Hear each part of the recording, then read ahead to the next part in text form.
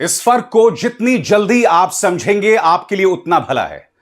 Bharatiya Janata party के नेता अपने बच्चों को विदेशों में अच्छी पढ़ाई करवाते हैं, मगर आपके बच्चों को दंगाई बनाना चाहते हैं। और यह बात मैं पूरी जिम्मेदारी के साथ कह रहा हूं।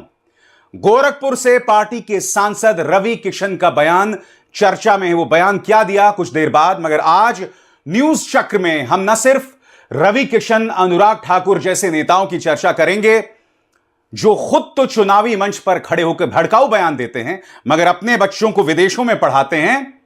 साथ ही हम चर्चा करने वाले हैं मुख्यमंत्री आदित्यनाथ के भड़काऊ बयान की।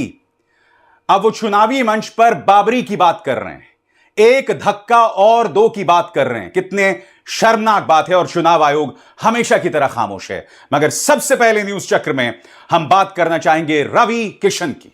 जी हां दोस्तों, रवि किशन एक मंच पर खड़े होकर यह कह रहे हैं कि आपको न सिर्फ शास्त्र पढ़ना है बल्कि शस्त्र भी उठाना है। और आप जानते हैं उनके सामने कौन थे? उनके सामने युवा थे, बच्चे थे। गोरखपुर का एक सांसद शस्त्र और शास्त्र की बात कर रहा है। वो हिंदुओं को डरा रहा है कि देखो तुम्हारे लड्डुओं में बीफ का फैट है, मछली का तेल डाला जा रहा है, हिंदुओं तुम खतरे में हो। मैं रवि किशन से पूछना चाहता हूं, क्या आप अपने बच्चों को भी ये पाठ पढ़ाते हैं कि हिंदू खतरे में है, भड़क जाओ, डर जाओ? आपको ये लोग नौकरी नहीं दे पा रहे हैं दोस्तों। आपके लिए बहुत आसान सा इलाज है कि आपको भड़का कर रखा जाए, डरा कर रखा जाए, हिंदू खतरे में है यह बताकर रखा जाए। सबसे पहले सुनिए दोस्तों रवि किशन ने क्या कहा, और यह दोहरे मापदंड क्यों मैं बता रहा हूं कुछ देर बाद। सुनिए रवि किशन ने क्या कहा। शस्त्र भी चाहिए शास्त्र के साथ।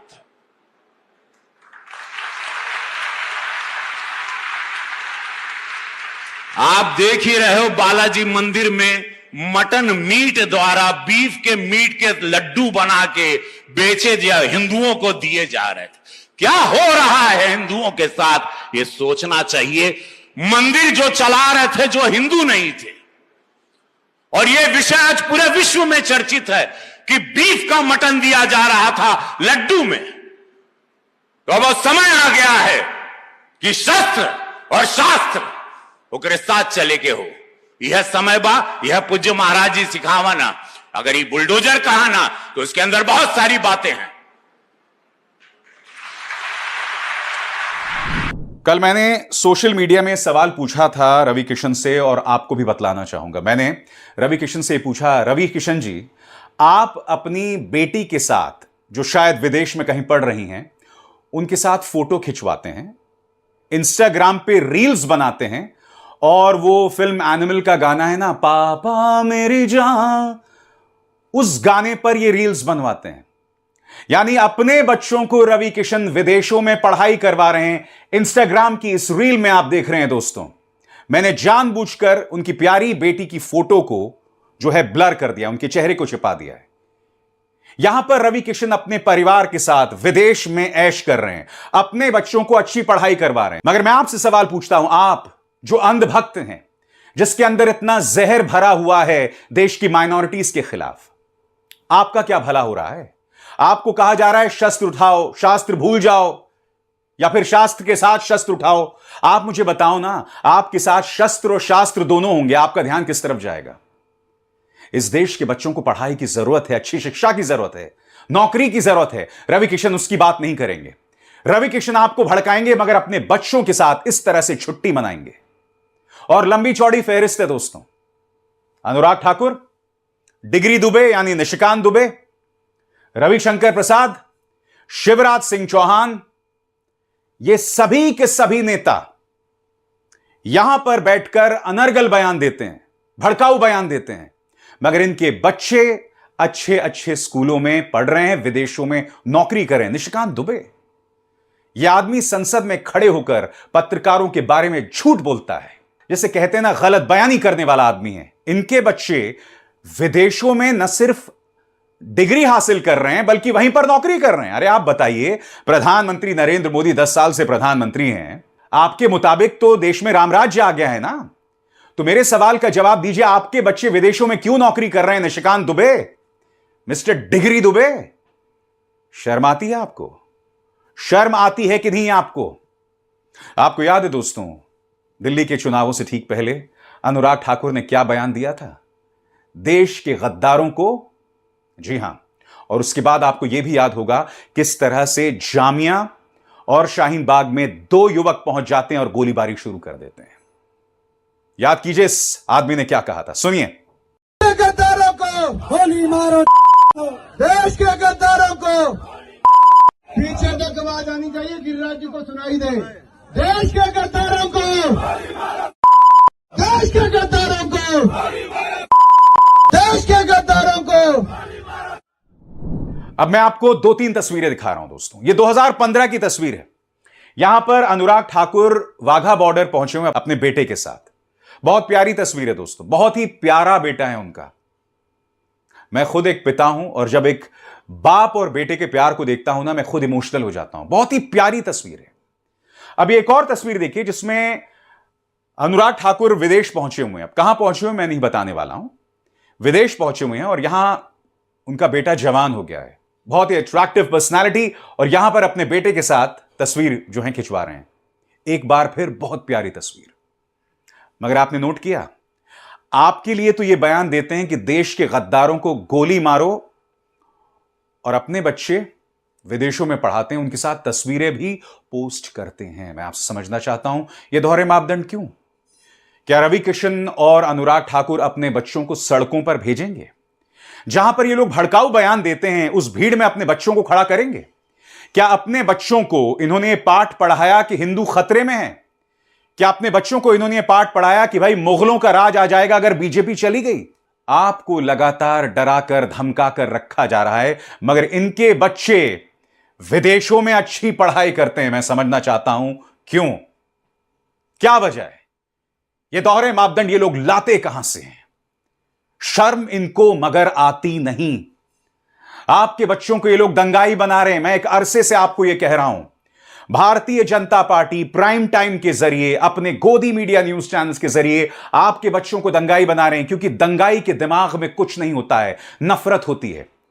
उस नफरत के सहारे आप अपने परिवार का, खुद का नुकसान करते हैं, क्योंकि आप नौकरी नहीं मानते। आपके अंदर इतनी नफरत भरी होती है कि आप उस नफरत से खुश रहते हैं।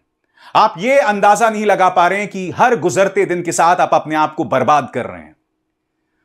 और आज भी कई लोग कमेंट सेक्शन में आएंगे, मुझे ही गाली देंगे, मगर मैं आप लोगों को एक चीज कहना चाहता हूं। आज आप लोग मुझे जितनी गालियां दे दें, मुझे जितनी धमकियां दे दें, मगर यकीन मानिए दोस्तों, आज से 4 या 5 साल बाद वक्त आएगा, मगर तब तक बहुत देर हो चुकी होगी दोस्तों, बहुत देर हो चुकी होगी। इसलिए मैं आपको नसीहत दे रहा हूं, बाज आइए, इनके प्रोपेगेंडा से बाहर आइए। अगर आपको भाजपा को वोट देना है तो मुद्दों पर दीजिए कि क्या वो महंगाई का समाधान कर पा रहे हैं, क्या वो बेरोजगारी का समाधान कर पा रहे हैं। आपका अपना सांसद होगा जो अच्छा काम कर रहा होगा, जो भाजपा से होगा, उसके काम के आधार पर उसे वोट दीजिए, मगर नफरत के सहारे नहीं, झूठ और जहर के सहारे नहीं, क्योंकि उसका नुकसान सिर्फ आपको है और इसका फायदा सिर्फ बीजेपी को है। आप देख रहे हैं ना दोस्तों, क्योंकि ये लोग तो अच्छे अच्छे पदों पर हैं, इनके बच्चे अच्छी अच्छी जगहों पर नौकरियां कर रहे हैं, पढ़ाई कर रहे हैं, और आप क्या कर रहे हैं बताइए? एक आदमी कह रहा है कि भाई शस्त्र उठाओ, उस भाषण में वो ये भी कह रहा है कि हिंदू खतरे में नहीं साहब, हिंदू खतरे में नहीं है। 2014 से पहले हिंदू खतरे में नहीं था। 2014 के बाद हिंदू हृदय सम्राट जो हैं वो देश के प्रधानमंत्री हैं, मुख्यमंत्री आदित्यनाथ, जो एक मठ के प्रमुख थे, वो दूसरी बार मुख्यमंत्री बन गए, तब भी हिंदू खतरे में है। जनता को मूर्ख बनाना छोड़िए, बाज आइए अपनी इन हरकतों से। शर्मनाक बात है दोस्तों, आज न्यूज चक्र में दूसरा मुद्दा हम बात करने जा रहे हैं मुख्यमंत्री आदित्यनाथ के भड़काऊ बयानों की, शर्मनाक बयानों की। सबसे पहले दोस्तों, मुख्यमंत्री आदित्यनाथ का यह बयान देखिए। यहां पर मुख्यमंत्री आदित्यनाथ कह रहे हैं कि आज कांग्रेस का ढांचा वैसे ही जर्जर हो चुका है जैसे श्री अयोध्या में बाबरी ढांचा था। एक धक्का और दो, बाबरी ढांचा को तोड़ दो। यह नारा जब राम भक्त बोलने लगा था तो बाबरी ढांचा हमेशा के लिए ध्वस्त हो गया था। यह वो घटनाक्रम है जिसको लेकर आडवाणी शर्मिंदा हो गए थे, वाजपेयी शर्मिंदा हो गए थे, जिसको लेकर पूरी एक कानूनी कार्रवाई चली थी। एक मुख्यमंत्री जिसने संविधान की शपथ ली है, वो भड़काऊ बयान दे रहे हैं दोस्तों चुनावों में। चुनाव आयोग हमेशा की तरह खामोश है। सुनिए मुख्यमंत्री आदित्यनाथ ने क्या कहा।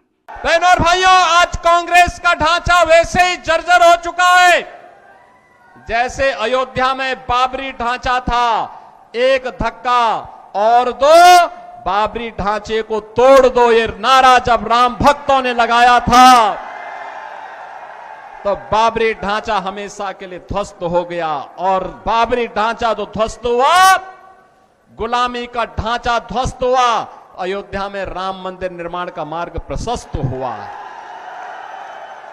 और मैं आपका यही आह्वान करने के लिए आया हूं, जो ये लोग जाति की राजनीति करके आपको विभाजित करना चाहते हैं, मैंने कहा था ना कि बटोगे तो कटोगे, एक रहोगे तो नेक रहोगे। कोई माई का लाल आपका बाल बांका नहीं कर पाएगा। मैं मुख्यमंत्री आदित्यनाथ से एक सवाल पूछना चाहता हूं। आप जिस बाबरी की बात कर रहे हैं, जिस अयोध्या की बात कर रहे हैं, ये वही अयोध्या है ना जहां समाजवादी पार्टी ने आपको बुरी तरह से पटखनी दी थी? नहीं, बताइए। आप तो अयोध्या की बात कर रहे हैं, बाबरी की बात कर रहे हैं, और वहां की जनता ने आपका क्या हाल किया? सबसे बड़ी बात, आप बाबरी की बात कर रहे हैं, यह बताइए अयोध्या में और बनारस में कितने मंदिर तोड़े गए? अभी हाल ही में आपने अयोध्या के सर्कल रेट, जमीनों के रेट बढ़ाए, एक अरसे तक नहीं बढ़ाए।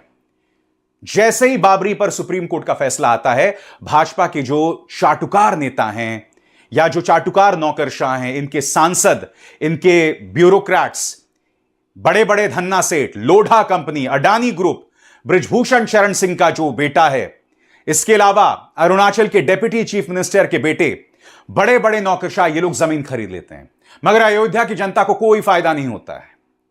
और इसी का इनाम अयोध्या की जनता ने दिया। आप किस बाबरी ढांचे को गिराने की बात कर रहे हैं? भाजपा को वहां की जनता बुरी तरह गिरा चुकी है मिस्टर आदित्यनाथ।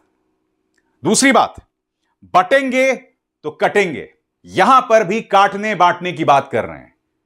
यहां पर भी एकता की बात कर रहे हैं तो सिर्फ हिंदुओं की एकता की, देश की एकता की बात नहीं कर रहे हैं। संविधान की शपथ ली है मान्यवर ने, मगर देश की एकता की बात नहीं करेंगे, हिंदुओं की एकता की बात करेंगे। सुनिए वो क्या कह रहे हैं। जिस हरियाणा को कांग्रेस ने परिवारवाद के, भ्रष्टाचार के गर्त में डुबोने का काम किया था, चाहे कांग्रेस रही हो, चाहे इनलो रही हो, और चाहे वह दिल्ली के अंदर झाड़ू लगाने वाली पार्टी हो,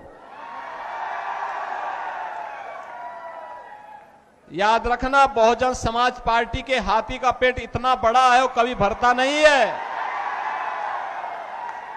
कभी नहीं भरने वाला है। वो वोट खराब हो जाएगा, याद रखना। और मैं यही कहने के लिए आज आपके पास आया हूं, बहनों और भाइयों, कोई ऐसी गलती मत कर देना कि जो आपस में बंटे। याद रखना, बटे तो कटे, ये कभी नहीं होने देना है। और ये कांग्रेस का जो हाथ है ना, ये अभी हालात को और बिगाड़ने के लिए आया है। कांग्रेस का हाथ बिगाड़ेगा हालात, और विकास की जो रफ्तार है, नायब सिंह सैनी की सरकार को लाने के लिए यह आवश्यक है। यह नायब सिंह सैनी की सरकार इस विकास की रफ्तार को स्पीड अप करने के लिए आवश्यक है। मुख्यमंत्री आदित्यनाथ खुलकर क्यों नहीं कहते कि मैं हिंदुओं की एकता की बात कर रहा हूं, मुझे परवाह नहीं कि हिंदू और मुसलमान एक रहें? क्योंकि मुख्यमंत्री आदित्यनाथ जानते हैं कि जिस दिन हिंदू और मुसलमान एक हो गया, भाजपा का सूपड़ा साफ हो जाने वाला है। आप सिर्फ बंटवारे की राजनीति कर सकते हैं, आप सिर्फ लोगों को बांट सकते हैं, दैट्स इट, इसके अलावा कुछ नहीं।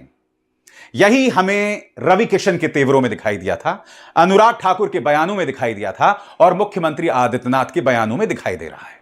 इसीलिए मैंने अपने शो में कहा, और यही मैं कह रहा हूं, ये तमाम बयानात जो हैं सारे जुड़े हुए हैं।